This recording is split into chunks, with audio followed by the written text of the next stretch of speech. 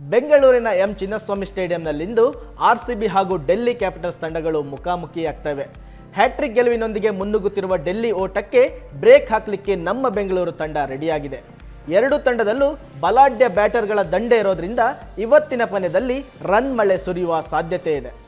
RCB ತಂಡದಲ್ಲಿ ಆರಂಭಿಕ batter Phil Salt, Virat Kohli, local boy Devdutt Padikkal, ನಾಯಕ ರಜತ್ ಪಾಟಿದಾರ್ ಸಿಕ್ಸರ್ಗಳ ಮಳೆ ಸುರಿಸುವ ನಿರೀಕ್ಷೆಯಲ್ಲಿದ್ದಾರೆ. ಇನ್ನು Jitesh Sharma, Liam Livingstone, Tim David ಅಬ್ಬರಿಸಿದ್ರೆ ಡೆಲ್ಲಿ ಬೌಲರ್ಗಳಿಗೆ ಇವತ್ತು ಉಳಿಗಾಲವಿಲ್ಲ.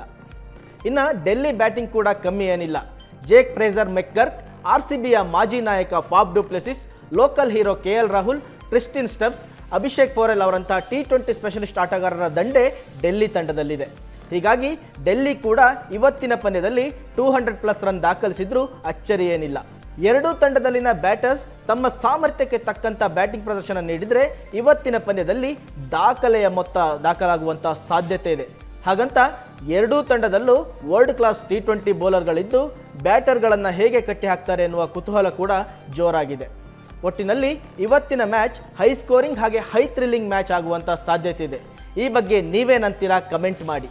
IPL ಹಾಗೂ ಕ್ರೀಡಾ ಜಗತ್ತಿನ ಪ್ರತಿ ಕ್ಷಣದ ಸುದ್ದಿಗಳಿಗಾಗಿ ನಿರಂತರವಾಗಿ ಭೇಟಿ ಕೊಡಿ asianetsuvarnanews.com.